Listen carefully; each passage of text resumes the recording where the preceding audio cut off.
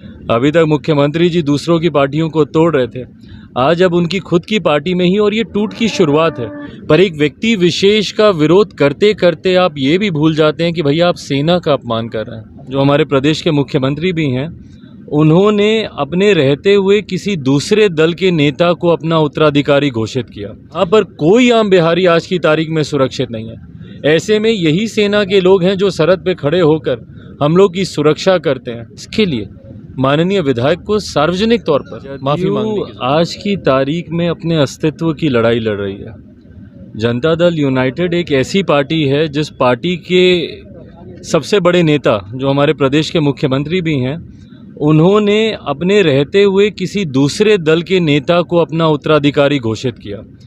ऐसे में जब पार्टी का ही सर्वोच्च नेता अपना उत्तराधिकारी किसी दूसरे दल के नेता को मान ले, तो ऐसे में उस दल का अस्तित्व बचता ही कहाँ है। और परिणाम स्वरूप देखा कि किस तरीके से पार्टी में टूट की शुरुआत हुई। बहरहाल जो जैसा करता है वैसा भरता भी है। अभी तक मुख्यमंत्री जी दूसरों की पार्टियों को तोड़ रहे थे, आज अब उनकी खुद की पार्टी में ही, और ये टूट की शुरुआत है। उपेंद्र कुशवाहा जी का जाना एक टूट की शुरुआत है। कई ऐसे असंतुष्ट और असंतोष इतना ज़्यादा है जनता दल यूनाइटेड के नेताओं में। कितने लोग हम लोग के संपर्क में हैं, जो विभिन्न जिलों में उनकी जिला इकाई हम लोग के संपर्क में है, जो हमारे साथ आने वाले दिनों में जुड़ेगी। कई उनके बड़े नेता इंक्लूडिंग उनके विधायक, सांसद तक आने वाले दिनों में उनका साथ छोड़ेंगे, क्योंकि मुख्यमंत्री जी की पार्टी में और पार्टी का अब कोई भविष्य बचा नहीं है। राजद कोटे से मंत्री हैं सुरेंद्र प्रसाद यादव, उनका साफ तौर पे कहना है कि अग्निवीर को लेकर सवाल खड़ा कर रहे हैं। आने वाले 8 साल में हिजड़ों की फौज होगी। भाई आप तो क्या लगता है इस बयान को किस रूप में? आपका एतराज़ अगर हमारे प्रधानमंत्री से है तो आप प्रधानमंत्री जी की नीतियों को आप दोष दे सकते हैं, पर एक व्यक्ति विशेष का विरोध करते करते आप ये भी भूल जाते हैं कि भैया आप सेना का अपमान कर रहे हैं। यही वो सेना है और यही वो सैनिक हैं जिसकी वजह से माननीय विधायक आज थोड़ी बहुत भी सुरक्षा के भाव में जी रहे हैं ना, तो उसका कारण यही सेना के लोग हैं।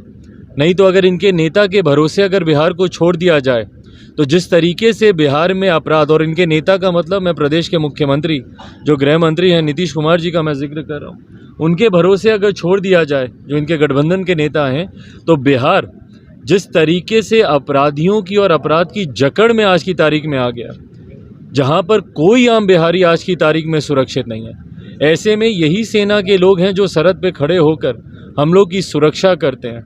और ऐसे में जब आप सेना का अपमान करते हैं तो ये अपमान कहीं ना कहीं देश का अपमान है, और इसके लिए माननीय विधायक को सार्वजनिक तौर पर माफ़ी मांगने की ज़रूरत है। महागठबंधन में शामिल जीतन राम मांझी अब अपने बेटे को जो है मुख्यमंत्री के लिए जो है प्रमोट कर रहे हैं, तो क्या लग रहा है महागठबंधन इस तरह से तो अब खींचतान आपस में ही चल रही है? भाई महागठबंधन की चिंता मेरी चिंता है नहीं, और जहाँ तक रही मांझी जी उनके परिवार की, वो भी मेरी चिंता नहीं है। हर नेता चाहता है अपने परिवार को, बेटे को, बच्चों को आगे बढ़ाना। हर कोई चाहेगा कि उनके दल से कोई मुख्यमंत्री बने, वो स्वाभाविक है। पर बहरहाल इन तमाम चिंताओं में पिस हमारा बिहार और बिहारी रहें।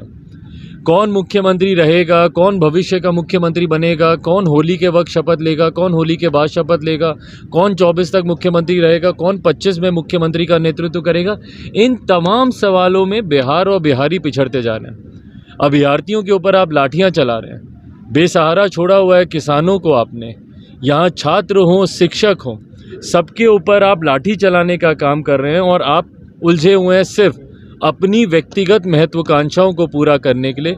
नेता कौन बनेगा, मुख्यमंत्री कौन बनेगा, बिहार बिहारियों को इससे फ़र्क नहीं पड़ता, पर जिन बात से फ़र्क पड़ता है उस बात का समाधान मुख्यमंत्री जी के पास नहीं है। एक ऑडियो वायरल हो रही है जिससे यह स्पष्ट हो रहा है कि एक्सपोज हो गए नीतीश जी और पशुपति पारस जी के बीच जो संबंध थे और जो साजिश रची जा रही थी, उसको लेकर यहाँ पर काफ़ी वायरल हो रहा है। तो उस पर क्या कहना चाहते हैं, किस रूप में देखते भाई हैं? हकीकत जनता से छुपती नहीं है, आज नहीं तो कल सारी बातें सामने आती हैं।